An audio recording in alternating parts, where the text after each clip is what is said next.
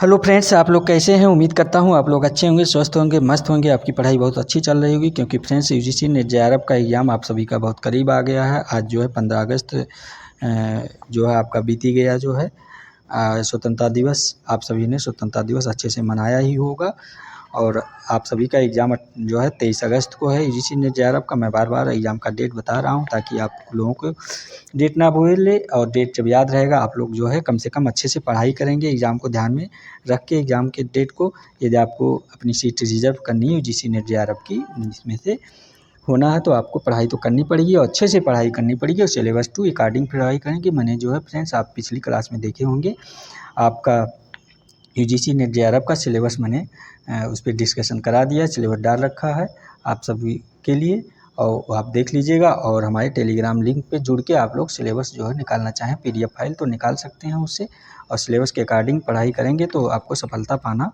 आसानी हो जाएगी। ऐसे तो हवा में तीर मारना जो है तुक्का हो जाता है, तो ये तो फिर वही बात हो गई जो है बेमन से पढ़ाई करना। तो बेमन से जो भी पढ़ाई करते हैं उनको रिजल्ट भी नहीं मिलता है, इसलिए आप लोग पढ़ाई अच्छे से किया कीजिए जो है।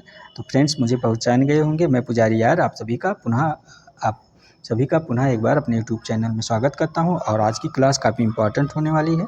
आज की क्लास आप लोग ज़रूर देखिएगा, इस क्लास को मिस ना कीजिएगा क्योंकि ये एग्ज़ाम आप व्यू काफ़ी इंपॉर्टेंट है। आप सभी में से समाजशास्त्र विषय से अर्थात सोशियोलॉजी से जो भी आप किसी भी एग्ज़ाम की तैयारी करते हैं, चाहे UGC net JRF, assistant professor, PGT, GIC, GDC, UPSC, PPSC, GPSC, Rajasthan, Chhattisgarh, Bihar, Delhi SSB का, मध्य प्रदेश डाइट, मतलब कोई भी एग्ज़ाम ऐसा है जो जिस केवीएस एनबीएस जो आपके समाजशास्त्र से अर्थात सोशियोलॉजी से प्रश्न पूछे जाते हैं, तो उस हर एक एग्ज़ाम के लिए प्रश्नोत्तरों की श्रृंखला काफ़ी महत्वपूर्ण होती है जो मैं आप सभी के लिए लेके आता हूँ क्लास में। और आइए फ्रेंड्स आप सभी का ज़्यादा समय ना लेते हुए अपने प्रश्नोत्तरों पर आते हैं और आज देखते हैं आपका प्रश्न आप सभी के लिए क्या है और प्रश्नोत्तर नंबर 1 क्या कह रहा है। ये काफ़ी इम्पॉर्टेंट है फ्रेंड्स। प्रश्न आप ध्यान से दिया करिए और ध्यान देके क्लास किया कीजिए क्योंकि इन क्लास से आपको एग्ज़ाम में काफ़ी सहयोग प्राप्त होगा यदि आप क्लास ध्यान से देखेंगे तो। और आप क्लास मिस ना किया करिए, क्लास ज़रूर देखा करिए। क्लास शुरू करने से पहले आप लोग कापी और पेन लेके बैठ जाइए क्योंकि कुछ इंपॉर्टेंट चीज़ें हैं आप नोट करते जाइए और क्लास को शेयर कर दीजिए क्लास के शुरू में, ताकि आपके जैसे इस निःशुल्क क्लास का और मित्रों को प्राप्त हो सके, इस निःशुल्क क्लास का बेनिफिट मिल सके। और चैनल को जो है लाइक कर दीजिए और सब्सक्राइब कर लीजिए, आपका नोटिफिकेशन पहले प्राप्त हो जाया करेगा इस क्लास का। आइए देखते हैं आपका प्रश्नोत्तर नंबर आप सभी के लिए 1 क्या कह रहा है। तो आपका प्रश्नोत्तर नंबर 1 है कि एक व्यक्ति डॉक्टर है, ध्यान दीजिएगा आप लोग प्रश्नों को। एक व्यक्ति डॉक्टर है और वह अपने मरीजों का उपचार करता है और उन्हें आहार बताता है, यानी खाने पीने की बातें बताता है, कंपाउंडर द्वारा दवाइयों के वितरण तथा क्लिनिक की सफाई के काम इत्यादि देखता है। डॉक्टर की ये जो क्रियाएं हैं बनाती हैं, क्या बनाती हैं? आप प्रश्न समझ गए होंगे। ये कहता है प्रश्न, ऑप्शन ए दिया है परिस्थिति समुच्चय, ऑप्शन बी भूमिका समुच्चय, ऑप्शन सी बहुविध परिस्थितियाँ, ऑप्शन डी दिया है बहुविध भूमिकाएं। तो इसका आंसर क्या हो जाएगा आप सब बताइएगा। तो इसका आंसर आपका मैं बता दे रहा हूँ। ये इसका आंसर है आपका भूमिका समुच्चय। ऑप्शन बी जो है ये आपका भूमिका समुच्चय इसका आंसर हो जाएगा आपका भूमिका समुच्चय। ये क्योंकि कह रहा है एक व्यक्ति डॉक्टर है, वह अपने मरीजों का उपचार करता है, उन्हें आहार बताता है, कंपाउंडर द्वारा दवाइयों को वितरण तथा क्लिनिक की सफाई के काम इत्यादि देखता है। डॉक्टर की ये क्रियाएं बनाती हैं, तो क्या बनाती हैं? भूमिका समुच्चय बनाती हैं। इसका ऑप्शन इसका आंसर हो गया भूमिका समुच्चय जो है। क्योंकि एक व्यक्ति डॉक्टर है, वह अपने मरीजों को उपचार करता है, उन्हें आहार बताता है, कंपाउंडर द्वारा दवाइयों के वितरण और क्लिनिक की साफ सफाई का काम देखता है। डॉक्टर की ये जो क्रियाएं हैं ये भूमिका समुच्चय बनाती हैं, भूमिका समुच्चय कहलाती हैं। भूमिका समुच्चय अवधारणा के प्रतिपादक कौन है? आपके रॉबर्ट किंग मर्टन महोदय हैं। आप ध्यान दीजिए भूमिका समुच्चय के प्रतिपादक रॉबर्ट किंग मर्टन महोदय हैं, जिनको जो है Robert King Merton RK Merton के नाम से जाना जाता है। तो आप लोग ये ध्यान दीजिएगा। और इनका कहना है आपके मर्टन का कि विशिष्ट सामाजिक स्थिति के साथ जो भूमिकाएं जुड़ी हैं उसको भूमिका समुच्चय भूमिका पुंज कहलाता है। किसी सामाजिक स्थिति में एक व्यक्ति जो है अनेक सामाजिक संबंधों से घिरा होता है, जो व्यक्तियों के लिए उस सामाजिक परिस्थितियों सर्वदा अथवा सामान्य आवश्यकता होती है। जैसे अभी आपने देखे एक व्यक्ति का डॉक्टर है, वह अपने मरीजों से और कंपाउंडरों से और क्लिनिक के सफाई कर्मचारी आदि तमाम कार्य करता है। तो ये भूमिका समुच्चय इसका आंसर आपका हो गया। आइए देखते हैं आपका अगला प्रश्न क्या कह रहा है। प्रश्न नंबर 2 आपका ये क्या कह रहा है। प्रश्न नंबर 2 कह रहा है निम्नलिखित में से किसने यह कहा कि भूमिका परिस्थिति का गतिशील पहलू है। प्रश्न ध्यान से पढ़ा कीजिए कि कह रहा निम्नलिखित में से किसने यह कहा कि भूमिका परिस्थिति का गतिशील पहलू है। तो ऑप्शन ए दिया Robert Kingberton, option B Sherif, option C Ralph Linton, option D दिया Alice K Rossi.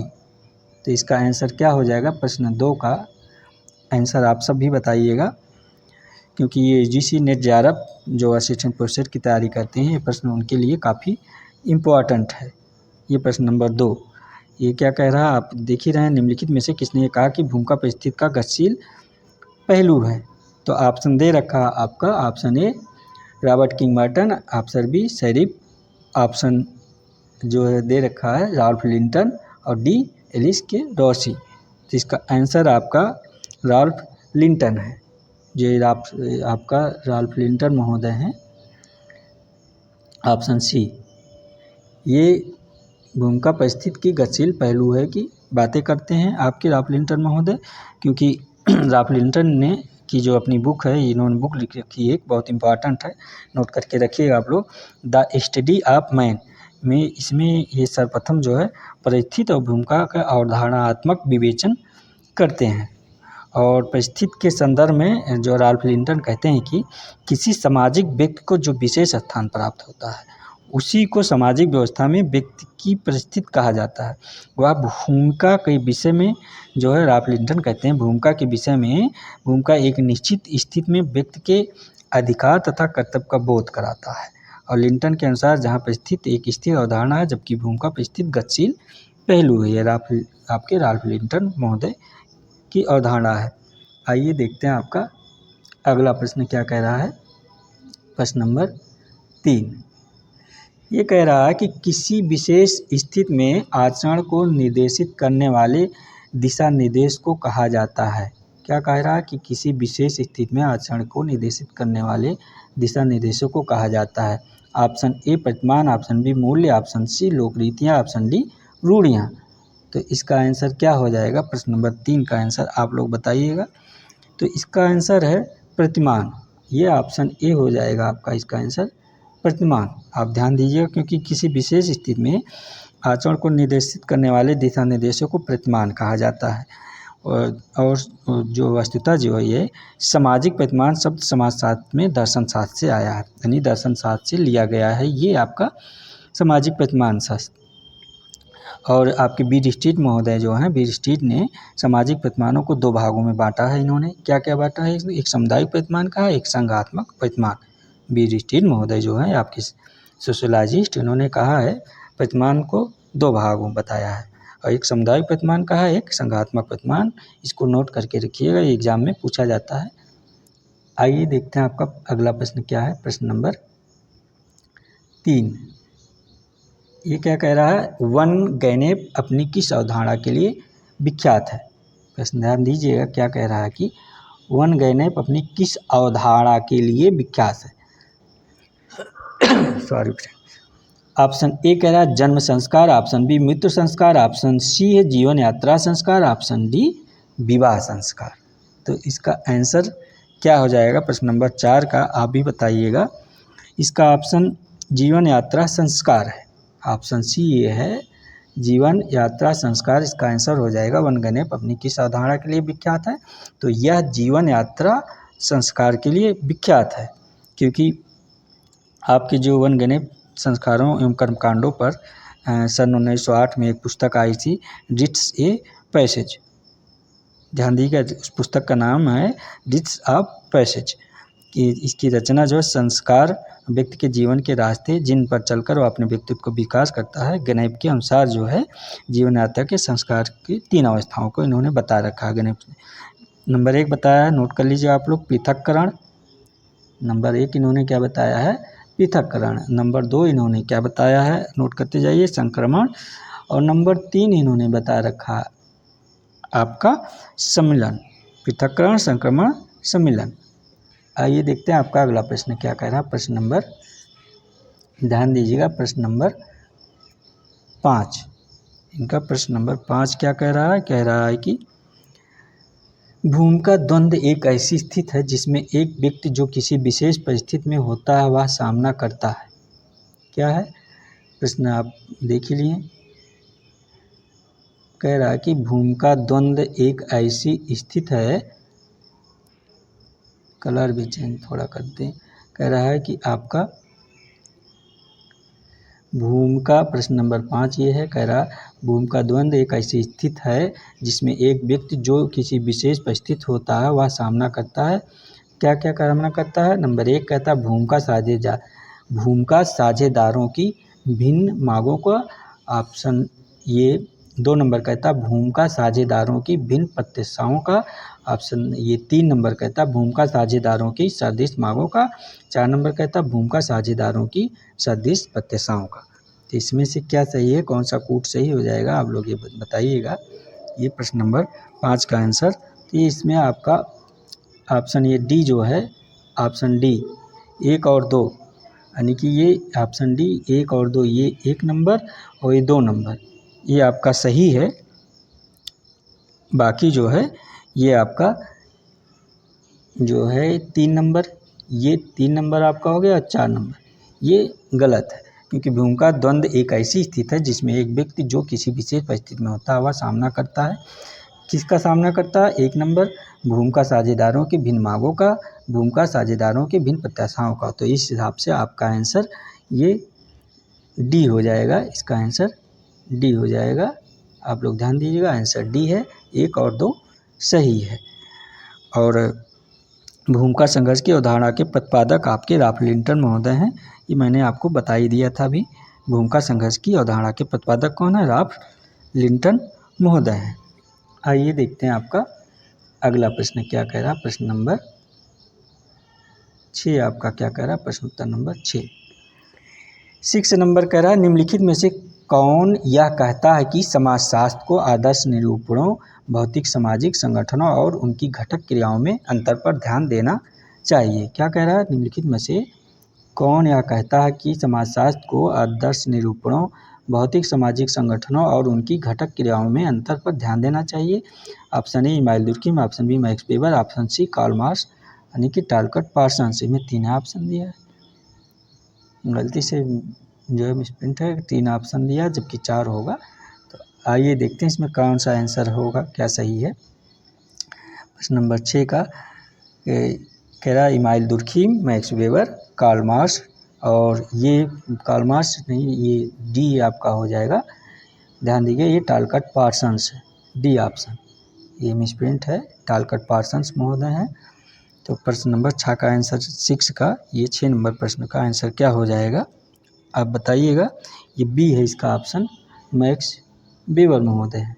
Option B Max weber महोदय हैं, क्योंकि ये कहते हैं मैक्स वेबर ने की जो है अनेक बुकों को इन्होंने रचना किया है। इनकी जो बुक्स है important, the methodology of the social science, ठीक है, नोट कर लीजिए आप लोग।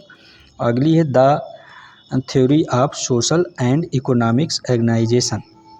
इसके माध्यम से इन्होंने समाजशास्त्र को आदर्श निरूपणों, भौतिक संगठनों, उनकी घटक क्रियाओं के अंतर पर ध्यान दिया है। और मैक्स वेबर द्वारा, आपके जो मैक्स वेबर महोदय हैं, समाजशास्त्रीय जगत के अंतर्गत सामाजिक क्रिया का सिद्धांत, धर्म का समाजशास्त्रीय सिद्धांत, सत्ता एवं शक्ति की अवधारणा, नौकरशाही की अवधारणा, आदर्श प्रारूप और वेस्टर्न हैंड जैसी पद्धतियों का एक सार्वभौमिक जो है विवेचना प्रस्तुत किया है। कौन, आपके मैक्स वेबर महोदय। ये काफ़ी इंपॉर्टेंट प्रश्न है। प्रश्न नंबर 6 आप लोग नोट करके रखिएगा। यहाँ से काफ़ी प्रश्न ये पूछे जाते हैं आपके यूजीसी नेट जेआरएफ में और पीजीटी में, आप लोग असिस्टेंट प्रोफेसर में प्रश्न पूछे जाते हैं, आप ध्यान दीजिएगा प्रश्न नंबर 6 का। आइए देखते हैं आपका अगला प्रश्न क्या कह रहा है। प्रश्न नंबर 7, ध्यान दीजिएगा, 7 नंबर प्रश्न क्या कह रहा है। कह रहा है जब दूसरे लोगों की संस्कृति की निंदा करने की अपेक्षा सांस्कृतिक मतभेदों के प्रति आदर की आवृत्ति रखते हैं तो इसे कहा जाता है, क्या कहा जाता है? ऑप्शन ए दिया है सांस्कृतिक विविधता, ऑप्शन बी सांस्कृतिक सापेक्षवाद, ऑप्शन सी निर्जात केंद्रितता, ऑप्शन डी सांस्कृतिक सार्वभौमिकताएं। प्रश्न आप ध्यान से पढ़ा कीजिए। कह रहा जब दूसरे लोगों की संस्कृति की निंदा करने की अपेक्षा सांस्कृतिक मतभेदों के प्रति आदर की आवृत्ति रखते हैं तो इसे कहा जाता है, क्या कहा जाता है? सांस्कृतिक विविधता, सांस्कृतिक सापेक्षवाद, निर्जात केंद्रितता और सांस्कृतिक सार्वभौमिकताएं। तो इसका आंसर आप सब बताइए फटाफट जो है क्या कहा जाएगा। तो इसका आंसर आपका ऑप्शन बी हो जाएगा सांस्कृतिक, ये ऑप्शन बी आपका आंसर हो जाए सांस्कृतिक सापेक्षवाद इसका आंसर होगा। क्योंकि जब दूसरे लोगों की संस्कृति की निंदा करने की अपेक्षा सांस्कृतिक मतभेदों के प्रति आदर की आवृत्ति रखते हैं तो इसे जो है सांस्कृतिक सापेक्षवाद कहते हैं। सांस्कृतिक सापेक्षवाद की अवधारणा के प्रतिपादक जो है कौन है आपके? हर स्कोविट्स हैं। हर स्कोविट्स के अनुसार जो है ये कहते हैं सांस्कृतिक सापेक्षवाद को मानव ने जीवन शैली, भाषा, सामाजिक प्रतिमान, नैतिकता तथा संस्थाओं के द्वारा व्यक्त किया है और एक विशेष जो है क्षेत्र में रहने वाले विभिन्न समूह जब अपनी अपनी संस्कृतियों के प्रति निष्ठा बनाए रखते हैं तो इसे सांस्कृतिक सापेक्षवाद यानी कि कल्चरल रिलेटिविज्म कहते हैं। ठीक है, तो अगला प्रश्न देखते हैं आपका क्या है। प्रश्न नंबर 8 क्या कह रहा है आप सभी के लिए? प्रश्न नंबर 8 देखते हैं क्या कह रहा है ये। प्रश्न नंबर 8 कह रहा है आप सभी के लिए कि निम्नलिखित में से किसने सामाजिक जीवन को समझने के लिए सामाजिक क्रियाओं का चार भागों में वर्गीकरण विकसित किया है? क्या कह रहा है? निम्नलिखित में से किसने सामाजिक जीवन को समझने के लिए सामाजिक क्रियाओं को चार भागों में वर्गीकरण विकसित किया है? ऑप्शन दे रखा है। ऑप्शन ए एमिल दुर्खिम यानी इमाइल दुर्खिम हो गए, टालकट पार्सन्स है, सी है मैक्स वेबर है, डी है ऑगस्ट काम्टे महोदय। इसका आंसर आप सब बताइएगा प्रश्न नंबर 8 का, क्योंकि ये काफ़ी बार प्रश्न रिपीटेड है, पूछा जा चुका है, ये हर एग्जाम में पूछा जा चुका है, चाहे आपका UGC net JRF assistant professor PGT में भी ये प्रश्न आ चुका है। तो इसका आंसर क्या हो जाएगा आप सब बताइएगा। तो इसका आंसर आपका ऑप्शन सी है, ये मैक्स वेबर महोदय हो जाएंगे। आप लोग ध्यान दीजिएगा ये, क्योंकि आपके मैक्स वेबर जो हैं महोदय हैं, जो इनकी आपकी बुक है, नोट कर लीजिएगा, the theory of social and economics organisation और में ये सामाजिक क्रिया, इस बुक में सामाजिक क्रिया के सिद्धांत प्रस्तुत करते हैं और अपना मत देते हैं। संपूर्ण मानव व्यवहार जिसके साथ व्यक्तिपरक अर्थ यानी सब्जेक्टिव मीनिंग लगाया जाता है। व्यक्तिपरक अर्थ का मतलब होता है सब्जेक्टिव मीनिंग। तो ये इसमें ये सामाजिक क्रिया है कहते हैं। सामाजिक क्रिया की इन्होंने बहुत विस्तार रूप में व्याख्या किया है और बताया कि सामाजिक जीवन को समझने के लिए सामाजिक क्रिया का आदर्श प्रारूप को प्रस्तुत करते हैं और कहते हैं आदर्श प्रारूप में 4 स्वरूप के बारे में बताते हैं, 4 प्रकार के बारे में। आदर्श प्रारूप क्या कहते हैं? मूल्य से जुड़ी तार्किकता और मूल्य से जुड़ी तार्किक क्रिया और भावात्मक क्रिया, परंपरागत क्रिया, इन 4 बातों की आपके मैक्स वेबर बखूबी वर्णन किए हैं और इनकी ये अवधारणा है। आप ध्यान दीजिएगा, ये मैक्स वेबर मैंने अभी पिछले क्लास में सिलेबस डिस्कशन करा रखा और कहा भी है कि मैक्स वेबर से प्रश्न भर भर के पूछे जाते हैं, झोली भर भर के, थोड़ा सा ना बहुत ज़्यादा। तो इस थिंकर को बहुत अच्छे से आप लोग पढ़ लीजिएगा। आइए देखते हैं आपका अगला प्रश्न क्या है। प्रश्न नंबर 9 क्या कह रहा है आप सभी के लिए? प्रश्न उत्तर नंबर 9 ये कह रहा है निम्नलिखित में से किसने अमूर्त और सामान्यीकृत अवधारणाओं के समुच्चय से सामाजिक व्यवस्था का वर्णन करने के लिए समाजशास्त्रीय परिप्रेक्ष्य का प्रतिपादन किया? ठीक है, प्रश्न क्या कह रहा है, ध्यान दीजिएगा। निम्नलिखित में से किसने अमूर्त और सामान्यीकृत अवधारणाओं को समुच्चय से सामाजिक व्यवस्था का वर्णन करने के लिए समाजशास्त्रीय परिप्रेक्ष्य का प्रतिपादन किया? तो ऑप्शन ए दे रहा टालकट पार्सन्स महोदय, ऑप्शन बी इमाइल दुर्खिम महोदय, ऑप्शन सी रॉबर्ट किंगर्टन महोदय, ऑप्शन डी राल्फ लिंडन महोदय। तो इसका आंसर क्या हो जाएगा आप सब बताइएगा। काफ़ी इंपॉर्टेंट प्रश्न है प्रश्न उत्तर नंबर 9 का आंसर, क्योंकि ये आपके टालकट पार्सन्स महोदय, मैंने कहा था कि ये टालकट पार्सन्स जो है एक अच्छे राइटर हैं। ये यहाँ से प्रश्न भर भर के पूछता है। जब आपको ये मैं करा रहा था सिलेबस डिस्कशन, आप ध्यान दीजिएगा। तो ये ऑप्शन ये है टालकट पार्सन्स महोदय जो है, ये इनकी अवधारणा ये कहते हैं टालकट पार्सन महोदय कि इनकी जो बुक है, इस बुक के थ्रू बताते हैं द सोशल सिस्टम कौन सी बुक है, नोट कर लीजिएगा। इस बुक्स को आप लोग कॉपी पेन लेके बैठे ही होंगे। द सोशल सिस्टम में ये अमूर्त और सामान्यीकृत अवधारणाओं के समुच्चय से सामाजिक व्यवस्था का विस्तार पूर्वक वर्णन करते हैं और समाजशास्त्रीय परिप्रेक्ष्य में इसका प्रतिपादन किया और बताया। क्या कहा कि सामाजिक व्यवस्था का जो है पार्सन्स कहते हैं कि सामाजिक व्यवस्था अनिवार्य रूप से अंतःक्रियात्मक संबंधों का जाल है। क्या कहते हैं, नोट कर लीजिएगा, इनका इम्पॉर्टेंट कोटेशन है ये उदाहरण। सामाजिक व्यवस्था अनिवार्य रूप से अंतःक्रियात्मक संबंधों का जाल है। पार्सन ने सामाजिक व्यवस्था के पक्षपातात्मक स्वरूप को 3 भागों का जो है वर्णन किया है। 3 भागों में बांट रखा है इसे। क्या किया है, नंबर 1 नोट कर लीजिएगा। नंबर 1 इन्होंने बताया है, क्या बताया है नंबर 1 आपका, संरचनात्मक पक्ष। संरचनात्मक पक्ष में ये क्या बताते हैं, आप कहते हैं कि नातेदारी व्यवस्था है, सामाजिक अस्थिरीकरण, सख्त व्यवस्था, धर्म तथा मूल संगठन शामिल करते हैं संरचनात्मक पक्ष में। और दूसरा इन्होंने बता रखा है, आप इसको भी नोट करिए, दूसरा क्या बता रखा है, प्रकार्यात्मक पक्ष। प्रकार्यात्मक पक्ष में ये कहते हैं कि इसके अंतर्गत अनुकूलन, लक्ष्य प्राप्त, एकीकरण और प्रतिमान संरक्षण को की बात करते हैं। इसको इस प्रकारात्मक पक्ष में इन्होंने समाहित कर रखा है। और तीसरा इन्होंने जो बताया, आप लोग नोट कर लीजिएगा, इनकी तीसरी जो बात कहते हैं संस्थात्मक पक्ष। पहला बताया संस्थात्मक, दूसरा प्रकारात्मक, तीसरा संस्थात्मक पक्ष। इसके अंतर्गत संबंधात्मक संस्थाएं, नियामक संस्थाएं शामिल करते हैं। इसके बारे में ये बताते हैं तीसरे में जो है। आइए आपका देखते हैं अगला प्रश्न क्या है। प्रश्न नंबर 10 क्या कहता है आप सभी के लिए, देखते हैं प्रश्न उत्तर नंबर 10। ये कह रहा है कि निम्नलिखित में से कौन सा एक गलत सुमेलित है। ये 4 ऑप्शन दिया है, तो कह रहा है ये 4 ऑप्शन में से कौन सा एक गलत सुमेलित है, यानी 3 सही है, कोई एक गलत सुमेलित है। तो आपका ये जो गलत है उसको आपकी इसकी पहचान करनी है कि जो गलत है। आपका ऑप्शन ए दिया है ऊर्ध्व और क्षैतिज, ये बता रहा मिलर का है। ऑप्शन बी कह रहा है समुदाय और संघ, बीरिस्टिट का बता रहा है। ऑप्शन सी कह रहा है क्षेत्रीय और गैर क्षेत्रीय, पार्क एवं डेविस का कह रहा है। ऑप्शन डी कह रहा है आनुवांशिक और एकत्र होना, एंथोनी गिडेंस महोदय का बता रहा है।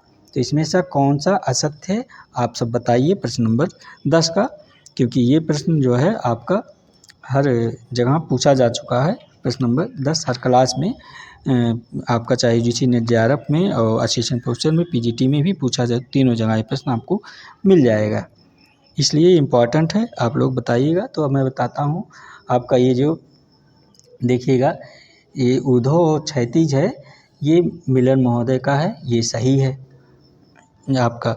ये जो समुदाय और संघ है ये आपका बीरिस्टिट का दिखा रहा है, लेकिन ये तो बीरिस्टिट का नहीं है, आपका समुदाय और संघ बीरिस्टिट का नहीं है। तो ये फिर किसका है, ये समुदाय और संघ, तो ये आपका टानीज का है, ये टानीज का है। समुदाय और संघ आपका ये टानीज का है, आप लोग ध्यान दीजिएगा, टानीज महोदय हैं इसके, ठीक है। और आपका ये सी दिखा रहा है, इस पर लिखते नहीं बनता फ्रेंड, मैं बता रहा हूँ। आपका ये सी दिखा रहा है क्षेत्रीय और गैर क्षेत्रीय, ये देखिए ऑप्शन सी दिखा रहा है क्षेत्रीय और गैर क्षेत्रीय, पार्क और डेविस, क्षेत्रीय और गैर क्षेत्रीय, पार्क और डेविस का, ये भी सही है। और ये डी तो सही है, क्योंकि एक ही ऑप्शन कह रहा है सही नहीं, तो आनुवांशिक और एकत्र होना जो है ये एंथोनी गिडेंस महोदय, ये भी सही है जो है। तो आपका इसका आंसर क्या हो जाएगा, आपको आंसर मिल ही गया, इसका क्या है ऑप्शन बी जो है ये आंसर हो जाएगा। ऑप्शन बी आपका समुदाय और संघ ये बीरिस्टिट का ना होके जो है फर्निट टानीज का है, आप सब ध्यान दीजिएगा। इस प्रकार ये प्रश्न समाप्त हुआ। अगला प्रश्न देखते हैं क्या कह रहा है आप सभी के लिए। प्रश्न नंबर 11 ये कह रहा है कि जब किसी मलिन बस्ती में मुख्यालय या अन्य रूप से एक ही निर्जातीय या प्रजातीय समूह के लोग रहते हैं तो इसे कहा जाता है। क्या कह रहा है, जब किसी मलिन बस्ती में, ध्यान दीजिएगा, कह रहा है कि जब किसी मलिन बस्ती में मुख्यालय के अन्य रूप से एक ही निर्जातीय या प्रजातीय समूह के लोग रहते हैं तो इसे क्या कहा जाता है। ऑप्शन ए दिया साकेंद्र, ऑप्शन बी मोहल्ला, ऑप्शन सी झुग्गी झोपड़ी, ऑप्शन डी बस्ती, है ना, ऑप्शन डी बस्ती दिया है। तो इसका आंसर क्या हो जाएगा, आप सब बताइएगा इसका आंसर क्या हो जाएगा प्रश्न नंबर 11 का। क्योंकि ये भी प्रश्न यूजीसी नेट जेआरएफ में पूछा जा चुका है और ऐसी प्रश्न बार बार रिपीटेड आने की संभावना रहती है, इसलिए इन प्रश्नों को आप लोग बहुत ध्यान से किया कीजिएगा। तो आपका ऑप्शन सी हो जाएगा इसका, ऑप्शन सी झुग्गी झोपड़ी। क्योंकि आप देखते हैं हर बड़े सिटियों में मलिन बस्तियां पाई जाती हैं, जिसको हम लोग झुग्गी, महानगरों में, महानगर निगमों में, बड़े बड़े शहरों में इसको झुग्गी झोपड़ी के नाम से ही जाना जाता है। क्योंकि जब मलिन बस्ती मुख्यालय अन्य रूप से एक निजातीय या प्रजातीय समूह के लोग रहते हैं तो इसे झुग्गी झोपड़ी और कहीं कहीं घटों कहा जाता है। जैसे मुंबई वगैरह शायद घटकों कहा जाता है, घटकों पार या घटों कहा जाता है।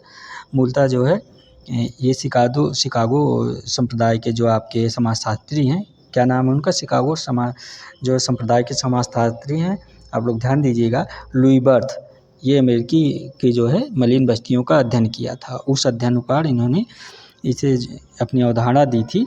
अध्ययन के उपरांत इसको इन्होंने लिटिल इटली नाम दिया था। लिटिल इटली के नाम से ये बताते हैं। कौन? लुई बर्थ महोदय अमेरिकी मलिन बस्तियों को लिटिल इटली के नाम से बताते हैं। ये प्रश्न पूछा जा सकता है, आप ध्यान दीजिएगा। तो ऐसे साधनहीन लोगों का समूह जिनका कुछ विशिष्ट क्षेत्रों में जमावड़ा होता अर्थात वो लोग रहते हैं जहाँ से निकलना उनके लिए प्रायः दुष्कर होता है और वे दूसरे क्षेत्रों में बसने में समर्थ नहीं होते हैं, ऐसे क्षेत्रों को घटों के नाम से या मलिन बस्तियाँ कहा जाता है। उनको झुग्गी झोपड़ी के नाम से जाना जाता है। आइए देखते हैं आपका अगला प्रश्न क्या कह रहा है। प्रश्न नंबर 12, आप लोग ध्यान दीजिएगा। प्रश्न उत्तर नंबर 12 क्या कह रहा है आपका। कह रहा है निम्नलिखित में से किसने सबसे पहले संदर्भ समूह की अवधारणा प्रस्तुत किया है। प्रश्न क्या कह रहा है, आप लोग ध्यान दीजिएगा। निम्नलिखित में से किसने सबसे पहले संदर्भ समूह की अवधारणा प्रस्तुत किया है। ऑप्शन ए दिया है Sherif, option B Herbert Hyman, option C Robert King Merton, option D Stouffer. तो किसने किया है, आप लोग ध्यान दीजिएगा। इसका आंसर 12 का क्या हो जाएगा बताइएगा। प्रश्न उत्तर नंबर 12 का आंसर तो इसका आपके जो ये है हर्बर्ट हाइमन, इसका आंसर होएगा आपका हर्बर्ट हाइमन। ये ऑप्शन बी हो जाएगा हर्बर्ट, ऑप्शन बी है हर्बर्ट हाइमन महोदय जो हैं आपके, ये सबसे पहले संदर्भ समूह की अवधारणा प्रस्तुत करते हैं। हर्बर्ट हाइमन द्वारा जो है जो महोदय हर्बर्ट हाइमन महोदय द्वारा सन 1942 में इनकी एक पुस्तक प्रकाशित हुई थी। उस पुस्तक का नाम है, नोट कर लीजिएगा आप, दी सोशियोलॉजी ऑफ स्टेटस। क्या नाम है पुस्तक का? सोशियोलॉजी नहीं फ्रेंड, ये दी साइकोलॉजी ऑफ स्टेटस है, सोशियोलॉजी नहीं, ध्यान दीजिएगा आप लोग। द साइकोलॉजी ऑफ स्टेटस दिए हैं ये पुस्तक। इसमें बताते हैं आपके हाइमन महोदय, कहते हैं समाज में कुछ ऐसे गैर सदस्यता समूह होते हैं जो किसी व्यक्ति के समक्ष न सिर्फ अपना एवं अपनी स्थिति का मूल्यांकन करते हैं बल्कि दूसरों की हैसियत का भी मूल्यांकन करते हैं। सही बात है, बहुत लोग इस प्रकार के लोग पाए जाते हैं, आप देखते ही होंगे। तो हाइमन ने इससे संदर्भ समूह की अवधारणा के नाम से बताया है। वो कहते हैं मनोविज्ञान विषय में किया गया, यानी आपको ये दी साइकोलॉजी यानी मनोविज्ञान विषय में ये बताते हैं, कहते हैं कि जबकि समाजशास्त्र में उसे लाने का श्रेय रॉबर्ट किंग मर्टन को जाता है। ये आपको समझ गए होंगे जो हाइमन महोदय हैं इस संदर्भ समूह की अवधारणा जो देते हैं किसमें, ये मनोविज्ञान में देते हैं, बताते हैं। और इसको समाजशास्त्र में किसने लाया है, लाने का श्रेय रॉबर्ट किंग मर्टन महोदय को जाता है। आइए देखते हैं आपका अगला प्रश्न क्या है। प्रश्न नंबर 13 क्या कह रहा है आपका। प्रश्न उत्तर नंबर 13 ये कह रहा है कि निम्नलिखित में से किसने यह कहा कि बहुपद प्रथा, क्या कहा, बहुपद प्रथा, कह रहा है निम्नलिखित में से किसने ये कहा है कि बहुपद प्रथा एक निजातीय वर्णन की जिज्ञासा है। ऑप्शन ए दिया GP Murdock, option B Le Play, option C W J. Goode, option D Ogburn. तो इसका आंसर क्या हो जाएगा प्रश्न नंबर 13 का, आप सब बताइएगा। तो ये जीपी मॉडॉक महोदय इसका आंसर हो जाएगा, आप सब जान लीजिए। जीपी मॉडॉक महोदय इसका आंसर है, ऑप्शन ए इसका आंसर है। जीपी मॉडॉक ने की जो इनकी बुक है सोशल स्ट्रक्चर, नोट कर लीजिएगा। जीपी मॉडॉक महोदय की बहुत इंपॉर्टेंट बुक है, आप बार बार पूछा जाता है एग्जाम में। सोशल स्ट्रक्चर में इसमें इन्होंने बता रखा है कि बहुपद प्रथा एक निजातीय वर्णन की जिज्ञासा है। मॉडॉक कहते हैं विश्व में जो है 250 समाजों को ये अध्ययन करते हैं। उसमें बताते हैं विवाह के 3 उद्देश्य कहते हैं। यौन संतुष्टि के लिए इंसान जो है, जिन्होंने 250 समाजों का अध्ययन किया और फिर बताया है जेपी मर्डॉक ने कि जो विवाह का 3 उद्देश्य होता है, कहते हैं यौन संतुष्टि के लिए, और दूसरा इन्होंने बताया है आर्थिक सहयोग के लिए। नोट कर लीजिएगा, नंबर 1 इन्होंने क्या बताया है, आप लोग नोट करके रहिए, यौन संतुष्टि के लिए। नंबर 2 बताया है आर्थिक सहयोग के लिए, और नंबर 3 इन्होंने जो सबसे समाज में मान्यता प्राप्त है, आप लोग जानते हैं क्या बताया है, संतान उत्पत्ति और सामाजिकरण और उसका लालन पोषण के लिए, जिस प्रकार समाज चल रहा है आज के समय में। आइए देखते हैं अब आपका अगला प्रश्न क्या रहा। प्रश्न नंबर 14 आप सबका क्या कह रहा, प्रश्नोत्तर नंबर 14 देखते हैं। ये आपका 14 नंबर प्रश्न क्या कह रहा है।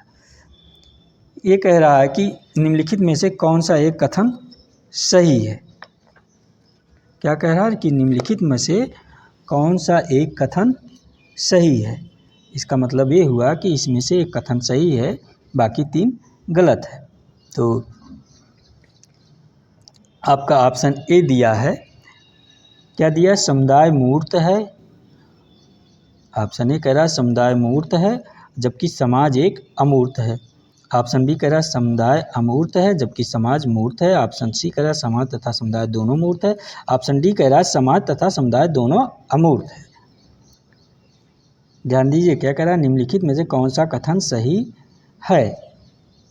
तो इसका आंसर क्या हो जाएगा, ये कॉमन सेंस का प्रश्न है फ्रेंड्स। आप लोग जो थोड़ा सा ध्यान देंगे इसका आंसर दे देंगे, क्योंकि आपका ये प्रश्न पूछा जा चुका है, एग्जाम में आ चुका है। समुदाय मूर्त है जबकि समाज अमूर्त है। ऑप्शन ये इसका सही आंसर हो जाएगा, समुदाय मूर्त है जबकि समाज अमूर्त है। क्योंकि समुदाय हम लोग बनाते हैं, देखते हैं, दिखता है। समुदाय जो समाज अमूर्त है, ये कहाँ देखता है समाज बना, क्यों, इसीलिए व्यक्तियों का समूह जो निश्चित क्षेत्र या सामुदायिक भावना होती है, जबकि समाज में भिन्नताएं या निरंतर परिवर्तनशील है, यह हम सभी को पता ही है। आइए देखते हैं आपका अगला प्रश्न क्या है। प्रश्न नंबर 15 क्या कह रहा है, कह रहा है सामाजिक जीवन का ऐसा क्षेत्र जो कि सामाजिक संबद्धता और समरूपता को दर्शाता है ना। तो ये इसका आंसर जो है दर्शाता कह रहा है।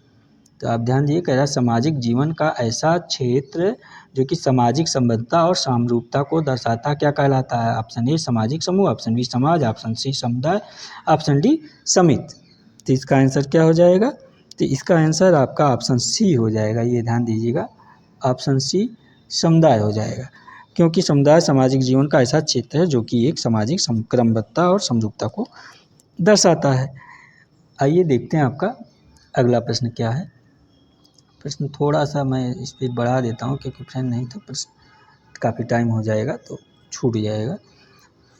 आपका देखता हूँ प्रश्न नंबर 16 क्या कह रहा है। ये आप सब देखिए, एक सामाजिक संस्था है। क्या एक सामाजिक संस्था, ऑप्शन ए कह रहा है एक सुस्थापित कार्यविधि जो मानव व्यवहार का नियमन करती है, कह रहा है। बी कह रहा है कि एक स्थान जहां सामाजिक प्रकार्य संगठित होते हैं। ऑप्शन सी कह रहा है कि एक संगठन जहां सामाजिक पद औपचारिक रूप से परिभाषित होते हैं। ऑप्शन डी कह रहा है एक संगठन जो सामाजिक सेवाओं की व्यवस्था करता है। तो इसका आंसर क्या हो जाएगा, एक सामाजिक संस्था इसमें से कौन सी है। 16 नंबर का आपका आंसर आप बताना है, बताइएगा, क्योंकि सामाजिक संस्था आपने क्लास कर रखा है, यूजी पीजी के सिलेबस में ही पढ़ रखा। आप अगर बीए में कायदे से किए होंगे तो, नहीं तो फिर नहीं। और इसको मैं इसलिए पूछ रहा हूँ आपसे, क्योंकि ये प्रश्न काफ़ी बार पूछा जा चुका, काफ़ी एग्जाम में। एक सामाजिक संस्था का, जैसे देखिए ये राजस्थान असिस्टेंट प्रोफेसर में पूछा है, गवर्नमेंट यूपी अपने यहाँ UP Uttar Pradesh government degree college में 2013 में पूछा है, गवर्नमेंट डिग्री कॉलेज 8 में पूछा है। ये जो है जीआईसी इंटर कॉलेज में 2012 में पूछा है, यूपी पीजीटी में पूछा है। ये प्रश्न काफ़ी बार बार आया है, इसलिए इसको मैं कह रहा हूँ ऐसे प्रश्नों को आप ध्यान दिया करिए। तो इसका आंसर आपका ये ऑप्शन ए हो जाएगा। ये ऑप्शन ए इसका आंसर है कि एक सुव्यवस्थित कार्यविधि जो मानव व्यवहार का नियमन करती है, एक सामाजिक संस्था है। तो इसका प्रकार, इसका आंसर आपका ऑप्शन ये हो जाएगा। आइए देखते हैं आपका अगला प्रश्न क्या है। प्रश्न नंबर 17 क्या आप सभी के लिए कह रहा है। ये प्रश्न उत्तर नंबर 17 ये कह रहा है हम समितियों के सदस्य होते हैं ना कि संस्थाओं के, यह कथन किसका है। प्रश्न ध्यान दीजिए, कह रहा हम समितियों के सदस्य होते हैं ना कि संस्थाओं के, या कथन किसका ऑप्शन दे रखा है। Option A Kingsley Davis, option B MacIver एवं Page, option C Merton, option D Lundberg. तो इसका आंसर क्या हो जाएगा आप सब बताइएगा। प्रश्न नंबर 17 का आंसर क्या हो जाएगा। तो ये इसके जो है लुंडबर्ग महोदय हैं, इसका आंसर हो जाएगा ऑप्शन ये डी, ऑप्शन डी लुंडबर्ग महोदय जो हैं ये हो जाएंगे आपके आंसर, क्योंकि हम समितियों के सदस्य होते हैं ना कि संस्थाओं की, ये इनकी अवधारणा है आपकी। और ये प्रश्न नंबर 17 था आपका। ये प्रश्न नंबर 17 था फ्रेंड, हम समितियों के सदस्य होते हैं ना कि संस्थाओं के। ये आपका लुंडबर्ग महोदय का नहीं होगा फ्रेंड्स, सॉरी ये गलत हो गया आपका आंसर। लुंडबर्ग महोदय ना हो के आपके इसका आंसर हो जाएगा, क्योंकि हम समितियों के सदस्य ना कि संस्थाओं के, मैकाइवर एवं पेज। प्रश्न नंबर 17 का मैकाइवर एवं पेज हो जाएंगे। इसका आंसर क्या है, ऑप्शन बी है मैकाइवर एवं पेज। देखिए फ्रेंड्स, अगर आप थोड़ा सा ध्यान इधर उधर करते हैं तो आप जो है उत्तर गलत कर देते हैं और इसका एग्जाम में बहुत खमियाजा जाए, इसलिए प्रश्न को कहता हूँ ध्यान से पढ़ा कीजिए और ध्यान दिया करिए ताकि आपका आंसर सही हो। तो इसका आपका मैकाइवर एवं पेज आंसर हो जाएगा। प्रश्न बी ध्यान दीजिए, क्योंकि मैकाइवर एवं पेज समाजशास्त्र की प्रथम पीढ़ी के विद्यार्थियों में उनके गौरव ग्रंथ सोसाइटी की कारण सुपरिचित हैं। क्या है इनके ग्रंथ सोसाइटी, ये समाजशास्त्र जो है ये बताते हैं। सोसाइटी का संस्करण जो इनके लेखक थे, एक 4 पेज प्रकाशित हुआ था। मैकाइवर की पुस्तक समाजशास्त्र का विषय को एक व्यवस्थित, सैद्धांतिक और मानवतावादी किंतु उद्भवकाशीय समाज के रूप में इन्होंने विकसित किया है। और हम समितियों के सदस्य होते हैं ना कि संस्थाओं के, इस पुस्तक में सोसाइटी वाली पुस्तक में इन्होंने विस्तार पूर्वक से बता रखा है आपके मैकाइवर एवं पेज महोदय ने। आइए देखते हैं आपका अगला प्रश्न क्या है। प्रश्न उत्तर नंबर 18 आपका क्या कह रहा है। ये प्रश्न नंबर 18, ये 18 नंबर प्रश्न है। निम्नलिखित में से कौन सी आर्थिक संस्था नहीं है। ये क्या कह रहा है, निम्नलिखित में से कौन सी आर्थिक संस्था नहीं है। आप ध्यान दीजिएगा, कह रहा है निम्नलिखित में से कौन सी आर्थिक संस्था आपका नहीं है। तो आपका ऑप्शन ए दे रहा श्रम विभाजन, ऑप्शन बी संपत्ति, ऑप्शन सी भूस्वामित्व, ऑप्शन डी कृषि उत्पाद। तो इसका आंसर क्या हो जाएगा आप सब बताइएगा, इसका आंसर क्या हो जाएगा प्रश्न उत्तर नंबर 18 का। तो ये कृषि उत्पाद जो है आपका आंसर हो जाएगा ऑप्शन डी, कृषि उत्पाद। निम्नलिखित में से कौन सी आर्थिक संस्था नहीं है, कह रहा है नहीं है, ध्यान दीजिएगा। तो ये कृषि उत्पाद आपका आर्थिक संस्था नहीं है। भूस्वामित्व और संपत्ति, श्रम विभाजन ये आपका आर्थिक संस्थाएं हैं, क्योंकि आप इस आर्थिक संस्थाओं के बारे में विस्तार पूर्वक पिछली क्लास में मैंने बता रखा है। आर्थिक संस्थाओं का काम क्या है, मौलिक आवश्यकताओं की जो भोजन, वस्त्र, आवास की आवश्यकता होती है, ये आर्थिक आवश्यकताओं की जो पूर्ति करते हैं, या आर्थिक आवश्यकताओं से मानव की आर्थिक आवश्यकताओं के तहत ही आते हैं, क्योंकि इसमें आप मानवीय आवश्यकताओं की पूर्ति, वस्तुओं सेवाओं का उपयोग, उत्पादन एवं वितरण, विनिमय क्रिया, आर्थिक क्रिया का जन्म देता है। इसमें आप इसको प्राप्त करने के लिए श्रम विभाजन करते हैं, संपत्ति और भूस्वामित्व की व्यवस्था करते हैं, और कृषि उत्पादन का कार्य से इस प्रकार संबंध नहीं है। आइए देखते हैं आपका अगला प्रश्न क्या है। प्रश्न उत्तर नंबर 19 आपका क्या कह रहा है। ये प्रश्न नंबर 19 कह रहा है, जिस समाज में विविध प्रकार के धार्मिक एवं सांस्कृतिक समुदाय अंतर्निहित हैं उसे आप क्या कहेंगे। क्या कह रहा है, जिस समाज में विभिन्न प्रकार के सांस्कृतिक एवं धार्मिक समुदाय अंतर्निहित तो उसे आप क्या कहेंगे। आपका कह रहा है ऑप्शन ए बहुल समाज, ऑप्शन बी बहुविध समाज, ऑप्शन सी विविधीकृत समाज, ऑप्शन डी असमान समाज। तो इसका आंसर क्या हो जाएगा आप सब बताइएगा। प्रश्न नंबर 19 का ये कहते हैं ऑप्शन ए बहुल समाज, इसका आंसर हो जाएगा ये ऑप्शन ए बहुल समाज। जिस समाज में विविध प्रकार के धार्मिक एवं सांस्कृतिक समुदाय अंतर्निहित हों उसे आप क्या कहेंगे, बहुल समाज के नाम से ही जानते हैं, क्योंकि ऐसे समाज में जो धर्म, भाषा, जात, प्रजात, नस्लात के आधार पर विभिन्न समूहों समुदायों में बटे होते हैं उसे बहुल समाज के नाम से जाने जाते हैं।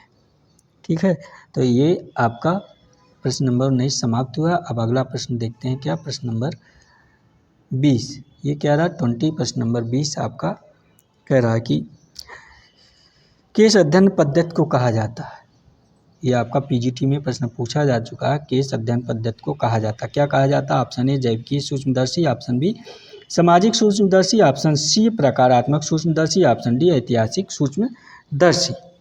प्रश्न 20 का आंसर क्या हो जाएगा? तो आपका ये सामाजिक सूक्ष्मदर्शी जो है केस अध्ययन पद्धति को कहा जाता है। आपका ऑप्शन ए, ये ऑप्शन बी है, ध्यान दीजिएगा, ऑप्शन बी सामाजिक सूक्ष्मदर्शी कहा जाता है। किसे कहा जाता है? केस अध्ययन पद्धति को सामाजिक सूक्ष्मदर्शी कहा जाता है। ऑप्शन बी सही आंसर, आप लोग ध्यान दीजिएगा। और देखते हैं आपका अगला प्रश्न क्या है। प्रश्न नंबर 21। ये 21 प्रश्न क्या कह रहा है, आप सब ध्यान दीजिएगा। 21 प्रश्न कह रहा है किसने संस्था को प्राथमिक संस्था और द्वितीयक संस्था से वर्गीकृत किया? क्या कह रहा है? किसने संस्था को प्राथमिक संस्था और द्वितीयक संस्था से वर्गीकृत किया है? Option A MacIver, option A Max Weber, option B W G. Sumner, option C Talcott Parsons, option D Radha Kamal Mukherjee. प्रश्न नंबर 21 का है, तो इसका आंसर आपका हो जाएगा ऑप्शन बी है, ये डब्ल्यू.जी. समनर। यानी किसने कहा, किसने संस्था को प्राथमिक संस्था और द्वितीयक संस्था से वर्गीकृत किया है? तो आपके डब्ल्यू.जी. समनर महोदय ने किया है। तो आइए देखते हैं आपका प्रश्न नंबर अगला क्या है। प्रश्न नंबर 22। ये क्या है? प्रश्न नंबर 22 आपका, ध्यान दीजिएगा। 22 नंबर प्रश्न आपका आता है कि निम्नलिखित में से कौन सा कथन एक संस्था का बोध कराता है? प्रश्न क्या कह रहा है? निम्नलिखित में से कौन सा कथन संस्था का बोध कराता है? ऑप्शन ए दिया किसी स्थान पर लोगों का समूह, ऑप्शन बी कह रहा है एक अनुमोदित कार्यशैली, ऑप्शन सी कह रहा है कार्यप्रणाली के स्थापित नियमन व दशाएं, ऑप्शन डी कह रहा है कार्य संस्कृति का प्रदर्शन। तो इसका आंसर क्या हो जाएगा? प्रश्न नंबर 22 का आप सब बताइएगा। कॉमन सेंस का है प्रश्न, क्योंकि ये संस्था से आधारित है। ये प्रश्न काफ़ी बार पूछा जा चुका है, रिपीटेड प्रश्न है, बहुत बार बार पूछा जाता है। ऐसे आंसर आपको गलत कभी नहीं करना है, जो है अगर गलत कर दिए तो एग्ज़ाम से बाहर आपको हो जाना है। तो इसका आंसर है आपका कार्यप्रणाली के स्थापित नियम और दशाएँ जो है संस्था का बोध कराते हैं। तो ऑप्शन सी इसका सही आंसर हो जाएगा, ऑप्शन सी। क्योंकि ये प्रश्न मैं आपको बताऊं, देखिए यूपी पीजीटी में जो है 16 में, 13 में और 11 में लगातार पूछा है। और फिर आपके नेट जेआरएफ में 7 में, 9 में, 12 में, 13 में, 2014 में पूछा है और 13, 14, 15 में पूछा है। जीआईसी में 2005 में, 2017 में, डाइट में 2012 में, राजस्थान लेक्चरशिप में 2014 में, मध्य प्रदेश असिस्टेंट प्रोफेसर 17 में। यानी ये प्रश्न बार बार पूछा गया। 22 नंबर प्रश्न आप ध्यान दीजिएगा, काफ़ी इम्पोर्टेंट है। आइए देखते हैं आपका प्रश्न नंबर 23 क्या कह रहा है। प्रश्न उत्तर नंबर 23 कह रहा है एक नगर, एक कस्बा, एक गांव उदाहरण है किसका? 23 नंबर प्रश्न कह रहा कि ये प्रश्न 23 नंबर ध्यान दिए, एक नगर, एक कस्बा, एक गांव उदाहरण है किसका? है सामाजिक समूह का, समिति के, समुदाय के, भौगोलिक क्षेत्र के, किसका उदाहरण है? प्रश्न नंबर 23 आप बताइएगा। तो ये आंसर आपका हो जाएगा ऑप्शन सी समुदाय का। ये जो आपका नगर, कस्बा, गांव, समुदाय का उदाहरण है। आइए देखते हैं अगला प्रश्न, थोड़ा जल्दी करा देते हैं क्योंकि टाइम काफ़ी हो जाएगा तो दिक्कत होती है थोड़ा सा ये हमारे सिस्टम को। तो आइए देखते हैं प्रश्न नंबर 24 क्या कह रहा है। सामुदायिक पुलिस व्यवस्था का लक्ष्य निम्नलिखित के माध्यम से अपराध को रोकने तथा नियंत्रित करना है। क्या कह रहा है? सामुदायिक पुलिस व्यवस्था का लक्ष्य निम्नलिखित माध्यम से अपराध को रोकने तथा नियंत्रित करना है। ऑप्शन ए जनता, option B police, option C police तथा जनता, ऑप्शन डी सेना। इसका आंसर क्या हो जाएगा 24 नंबर का? फटाफट बताइए। तो पुलिस तथा जनता, क्योंकि ये कॉमन सेंस का प्रश्न है, ये ऑप्शन सी पुलिस तथा जनता इसका आंसर हो जाएगा। आइए देखते हैं अगला प्रश्न क्या है। प्रश्न नंबर 25 क्या कह रहा है आपका? प्रश्न नंबर 25 ये कह रहा है कि कौन सी संस्था कृषक समाज व्यवस्था से संबंधित नहीं है? किससे? कृषक समाज व्यवस्था से संबंधित नहीं है। आपको ध्यान दीजिए, नहीं है। ऑप्शन ए जाति, ऑप्शन बी संयुक्त परिवार, ऑप्शन सी द्वितीयक उद्योग, ऑप्शन डी कुटीर उद्योग। तो कौन सी संस्था कृषक समाज व्यवस्था से संबंधित नहीं है? इसका आंसर आप लोग फटाफट बताइएगा क्योंकि कॉमन सेंस का प्रश्न है, इसका आंसर गलत नहीं होना चाहिए। तो ये द्वितीयक उद्योग आपका हो जाएगा, ऑप्शन सी।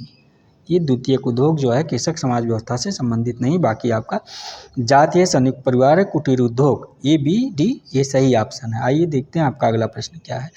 प्रश्न नंबर 26 क्या कह रहा है आपका 26 प्रश्न नंबर है, आप ध्यान दीजिएगा। ये क्या कह रहा है कि इनमें से कौन समिति तथा क्या कह रहा है, कौन समिति और संस्था दोनों हो सकती है। आप बताइए, कह रहा कौन समिति और संस्था दोनों हो सकती हैं। तो ऑप्शन ए विश्वविद्यालय, ऑप्शन बी परिवार, ऑप्शन सी राज्य, ऑप्शन डी इनमें से कोई नहीं कह रहा है। ये सब देखिए यूपी पीजीटी में प्रश्न पूछा जा चुका है। तो ये विश्वविद्यालय आपका जो है, ध्यान दीजिएगा, आपका विश्वविद्यालय ऑप्शन हो जाएगा आंसर। ये विश्वविद्यालय ऑप्शन ए कह रहा है इनमें से कौन समिति और संस्था दोनों हो सकती है। तो विश्वविद्यालय आपका समिति संस्था दोनों हो सकती है, जबकि परिवार राज्य इनमें से कोई ये नहीं हो सकता है। तो आपका ऑप्शन ए सही आंसर है, आप लोग ध्यान दीजिएगा। अगला प्रश्न देखते हैं आपका क्या है, प्रश्न नंबर 27 है, क्या कह रहा है आपका 27 प्रश्न। ये कह रहा है कि कथन ए और कारण आर है, कथन कारण का प्रश्न है, आप ध्यान दीजिए फ्रेंड्स आप सब। ये कह रहा है हम समिति के सदस्य होते हैं, संस्था के नहीं। कथन कह रहा है कि हम समिति के सदस्य होते हैं, संस्था के नहीं। और कारण कह रहा है आपका, ये कारण ध्यान दीजिए, कारण कह रहा है समिति समूह की परिचायक है, जबकि संस्था व कार्यविधि की। सही उत्तर चुनिए आप, ये सही आंसर क्या हो जाएगा। तो कह रहा है ऑप्शन ए आर दोनों सत्य है और आर ए की सही व्याख्या करता है। अब ऑप्शन बी कर ए आर दोनों सत्य है और आर ए की गलत व्याख्या करता है। ऑप्शन सी कह रहा है ए सही किंतु आर गलत। ऑप्शन डी कह रहा है ए गलत किंतु आर सही है। तो इसमें से कौन सा आंसर हो जाएगा। प्रश्न नंबर 27 है, कथन कारण का है। ये बहुत टिपिकल नहीं, आप थोड़ा सा जो है सेंस लगाएंगे तो इसका आंसर आप बता देंगे, क्योंकि ए आर दोनों सत्य है और आर ए की सही व्याख्या करता है। इसका ऑप्शन ए सही हो जाएगा, ये आंसर सही है, ऑप्शन ये सही आंसर है। क्योंकि देखिए मेरा समूह की परिचायक है, जबकि संस्था व कार्यविध है, क्योंकि हम समिति के सदस्य होते हैं, संस्था के नहीं। तो इस हिसाब से ये आर दोनों सत्य है और आर ए की सही व्याख्या करता। आइए देखते हैं आपका अगला प्रश्न क्या कह रहा है। प्रश्न नंबर 28 ये कह रहा है कि निम्नलिखित में से कौन सा एक समुदाय का उदाहरण है। क्या कह रहा है, प्रश्न नंबर 28 ध्यान दीजिएगा कि निम्नलिखित में से कौन सा एक समुदाय का उदाहरण है। तो ऑप्शन ए कह रहा है भारतीय मूल के लोग, option B Bharatiya Samaj, option C श्रमिक संघ, ऑप्शन डी प्रयागराज। 28 नंबर प्रश्न का उत्तर दीजिएगा। तो ये क्या कह रहा है, इसका आंसर क्या हो जाएगा। तो ऑप्शन डी जो है ये आपका प्रयागराज है, यानी पहले पुराना नाम प्रयागराज का क्या था, इलाहाबाद था। तो ये ऑप्शन डी सही है कि निम्नलिखित में से कौन सा एक समुदाय का उदाहरण है। तो आपका प्रयागराज समुदाय का एक उदाहरण है, ना कि आपका ए बी सी ए है। आइए देखते हैं आपका अगला प्रश्न क्या कह रहा है। प्रश्न नंबर 29 क्या कह रहा है, आप ध्यान दीजिए। प्रश्न नंबर 29 ये कह रहा है कि समिति प्रयाग किसी उद्देश्य की प्राप्ति के लिए लोगों का मिलकर कार्य करना है। कह रहा है समिति जो है, समिति प्रयाग किसी उद्देश्य की प्राप्ति के लिए लोगों का मिलकर कार्य करना है। तो यह परिभाषा किसने दी है, ये किसकी परिभाषा पूछ रहा है। तो आपका ऑप्शन ए दिया गिन्सबर्ग, option D Gillin, option C Bogardus, option D MacIver एवं पेज महोदय। ये परिभाषा किसकी हो जाएगी, आप सब बताइए। समिति क्या परिभाषा है, समिति प्रयाग किसी उद्देश्य की प्राप्ति के लिए लोगों का मिलकर कार्य करना है।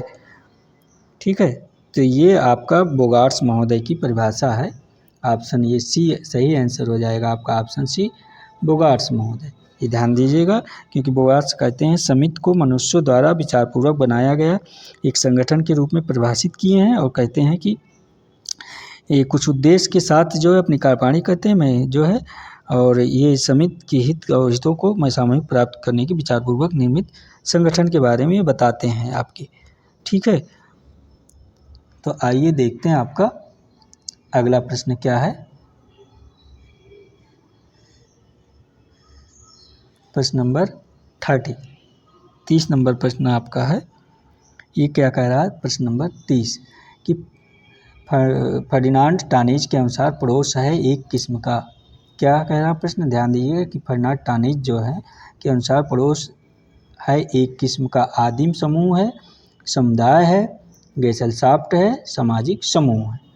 तो इस क्या आंसर हो जाएगा टानीज के अनुसार, आप बताइएगा। तो ये पीजीटी 2012 में और 2002 में ये प्रश्न पूछा जा चुका है। तो ये जो है 30 नंबर टानीज के अनुसार पड़ोस एक किस्म का समुदाय है। ऑप्शन बी इसका सही आंसर हो जाएगा। आप में से काफ़ी मित्रों को इसका आंसर पहले से पता रहा होगा कि समुदाय जो है डानेज के अनुसार पड़ोसी एक किस्म का समुदाय है। आइए देखते हैं आपका अगला प्रश्न क्या है। फ्रेंड्स, आज आप सभी के बीच ये 30 प्रश्नों की एक श्रृंखला है थी, जो कि एग्ज़ाम आप व्यू काफ़ी इम्पॉर्टेंट है, और ख़ासकर जो है आपके जो यूजीसी नेट जेआरएफ का एग्ज़ाम 23 जून को है, उसके ध्यान में लेकर इस प्रश्नोत्तर को ले आया हूँ। तो आप इस क्लास को ज़रूर देखिएगा, इस क्लास को मिस ना कीजिएगा। आपके लिए ये क्लास काफ़ी उपयोगी साबित होगा, क्योंकि परीक्षा के दृष्टि से प्रश्नोत्तरों की श्रृंखला मैं लेकर आप सभी के बीच आता हूँ, और ये 30 प्रश्नों की एक श्रृंखला थी। आप जो है इसको एक बार यदि ना समझ में आए तो दोबारा देख लिया कीजिए क्लास को, क्योंकि एक बार देखने से तो कुछ चीज़ें याद हो जाती हैं, लेकिन आप जब दोबारा देखते हैं तो उसमें आपको अधिक से अधिक क्वेश्चनों का आंसर पता हो जाता है। तो जब आप इस क्लास को किए रहेंगे, प्रैक्टिस से सॉल्व किए रहेंगे, तो इसमें होता क्या है, जब आप एग्ज़ाम में जाते हैं, एग्ज़ाम हॉल में आप प्रश्न आपके सामने आता है तो आपको तुरंत याद आ जाता है, अरे इसका आंसर तो ये है। और आपका 23 अगस्त को यूजीसी नेट जेआरएफ का एग्ज़ाम है, मैं बार बार कह रहा हूँ। इस समय आपके पास समय बहुत कम है। जिसकी तैयारी अच्छी हो उसकी तो कोई बातें नहीं है, जिसकी वो जो है प्रैक्टिस सेट वो भी सॉल्व करे, लेकिन जिसकी तैयारी बहुत अच्छी नहीं है उसके लिए मेरी जो है यही राय है कि आप सब जो है प्रैक्टिस सेट अधिक से अधिक सॉल्व कीजिए, क्योंकि एग्ज़ाम के समय जो है प्रैक्टिस सेट जब आप सॉल्व किए रहते हैं, काफ़ी प्रैक्टिस सेट में काफ़ी क्वेश्चन हर जगह से आपको मिलता रहता है, हर प्रकार का प्रश्न मिलता रहता है। जब आप एग्ज़ाम में प्रैक्टिस सेट सॉल्व किए रहते हैं, समय कम रहता है, क्योंकि अधिक से अधिक चीज़ों को आप प्रैक्टिस सेट के तहत कवर कर लेते हैं, तो एग्ज़ाम में प्रश्न को हल करना काफ़ी आसानी हो जाती है, और आपको प्रश्न की नेचर और प्रकृति भी समझ में आ जाती है। इस प्रकार जो है आप सब इस समय प्रैक्टिस सेट अधिक से अधिक सॉल्व कीजिए, और जो है आप लोग पढ़ाई करते रहिए। और इसके बाद आपका यूजीसी नेट जेआरएफ के बाद फिर संभवतः पीजीटी का डेट आएगा ही, आपको पीजीटी का एग्ज़ाम देते ही होंगे आप सब। और फिर ये असिस्टेंट प्रोफेसर का, इसको आप लोग जो नेट जेआरएफ पहले से हैं, असिस्टेंट प्रोफेसर के फार्म डाले ही होंगे, उसका भी एग्ज़ाम है फ्रेंड्स। तो इसलिए आप लोग पढ़ाई कंटिन्यू करते रहिए, पढ़ाई का क्रम मत तोड़िए, क्योंकि पढ़ाई का क्रम तोड़ने पर क्या होता है ना, आती हुई चीज़ें जो है दिमाग से मिस कर जाती हैं, और यदि आप पढ़ते रहते हैं, दोहराते रहते हैं, तो चीज़ें याद रहती हैं और बनी रहती हैं। जब एग्ज़ाम आता है तो आपको जो है उसमें आसानी हो जाती है, अरे ये तो मैंने पढ़ा रखा है, ये तो तैयार है। जो प्रश्न काफ़ी जब प्रश्न आते हुए मिलते हैं तो काफ़ी खुशी होती है, और आप पढ़े रहते हैं तो आपको जो है पॉजिटिव रिजल्ट पाना ही पाना है, उसमें को आपको जो है कोई रोक नहीं सकता जो है पॉजिटिव रिजल्ट पाने से। और जब सिलेक्शन होता है तो कितनी खुशियाँ मिलती है, जिसकी बताने की आप सभी को आवश्यकता नहीं, आप सब जान ही रहे हैं। तो आप लोगों ने जो है ये इस क्लास को ज़रूर देखिएगा, क्लास को मिस ना कीजिएगा, और क्लास जो है शेयर कर दीजिएगा और लाइक कर दीजिएगा, और कमेंट करके अपनी प्रतिक्रिया ज़रूर दीजिए कि ये क्लास आप सभी को कैसे लगी, और क्लास में क्या सुधार किया जा सकता है। आपको अगली क्लास किस टॉपिक पे चाहिए, प्रस्तुति चाहिए कि किसी थिंकर राइटर या किसी टॉपिक पे चाहिए, ये भी आप जो है कमेंट करके ज़रूर बताइएगा। आप सब हमारे चैनल को जो है सब्सक्राइब कर लीजिए, ताकि आप सभी को नोटिफिकेशन समय पे प्राप्त होता रहे। आप सभी का बहुत बहुत धन्यवाद। Thank you very much.